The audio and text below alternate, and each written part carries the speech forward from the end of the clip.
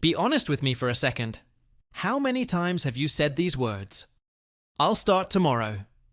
I just don't have the time. I'm way too tired.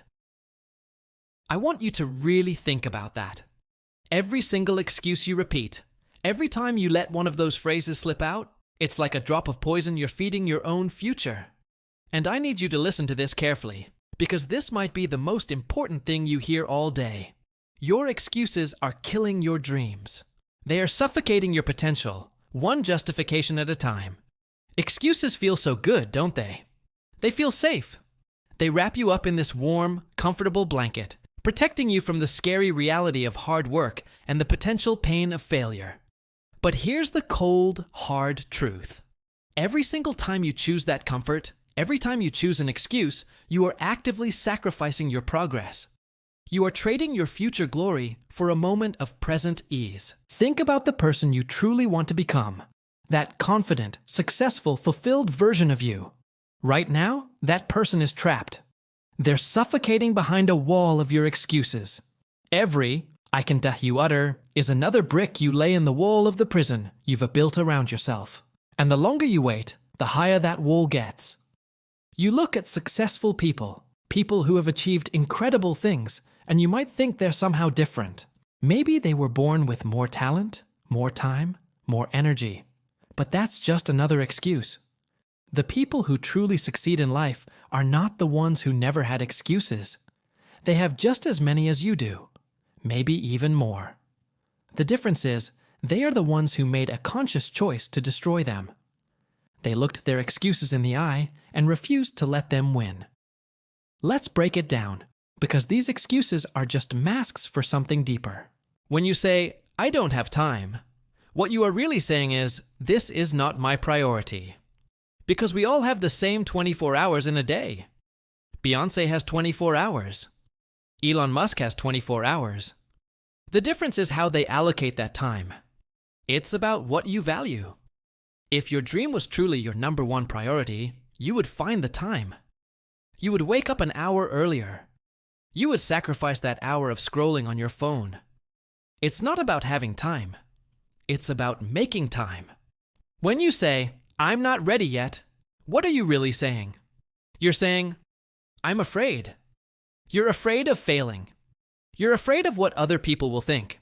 You're afraid you're not good enough. But let me tell you a secret. You will never feel 100% ready.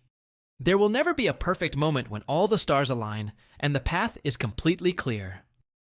Action creates readiness. You become ready by starting. And when you say, "It's too hard," what's the real meaning behind that? It means, I don't want it badly enough. If you truly wanted it, if your desire for that dream burned like a fire in your soul, hard wouldn't stop you. Hard would just be part of the journey. Hard would be the price of admission to the life you want. The truth hurts, doesn't it? It stings to confront these things. But that sting is a sign of life. The truth is the only thing that can set you free from the prison you've built. Let me tell you a story. You've probably seen his face 1,000 times. A friendly, grandfatherly figure with a white suit and a goatee. Colonel Sanders, the founder of KFC. Most people see the global success, the buckets of chicken in every country. But do you know his story? He faced rejection after rejection. He drove across the country, sleeping in his car, pitching his secret recipe for fried chicken to restaurant owners. He was told no over 1,000 times. 1,000. Can you imagine that? After the 10th rejection, most of us would quit. After the 100th, we'd be convinced it was a terrible idea. After the 500th, we'd probably check ourselves into a hospital. But 1,000 times? Think of the excuses he could have made. "I'm too old to be starting a new business. I've failed too many times. It's clearly hopeless. No one believes in my recipe. It's too hard to keep going." Any one of those excuses would have been perfectly valid, perfectly understandable. But he didn't choose excuses. He chose persistence. He chose to believe in his dream more than he believed in his failures. He got up after every no and went searching for the one yes. And because of that choice, Because he chose action over excuses, his face is now one of the most recognized in the world. Excuses would have kept him as an anonymous old man with a chicken recipe. Action made him a legend. What will your choice make you? Here's the reality you need to face right now. Excuses feel good in the moment, but they steal from your future. That little hit of comfort you get from saying, "I'll do it tomorrow," is a loan you are taking out from your future happiness. And the interest rate on that loan is regret. The comfort you choose today becomes the regret you will live with tomorrow. It's a guaranteed return. So from now on, every time you feel an excuse forming on your lips, I want you to stop. And I want you to ask yourself one simple, powerful question. Is this excuse worth my dream? Is the comfort of staying in bed for an extra hour worth the feeling of accomplishment you would get from a morning workout? Is the safety of not applying for that job worth the possibility of a life-changing career? Is the ease of watching another TV show worth the progress you could be making on your own project? Because here's the part that should scare you into action. While you are making excuses, someone else is making progress. While you are sleeping in, someone else is out there building discipline, brick by brick. While you are complaining that you don't have the resources, someone else is getting creative and finding a way with less than you have. And while you are waiting for the perfect moment to arrive, someone else is creating their own perfect moment through sheer force of will. The world doesn't wait for you.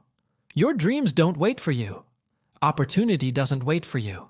They move on and they find someone who is willing to show up, someone who is willing to fight, someone who is willing to choose action over excuses.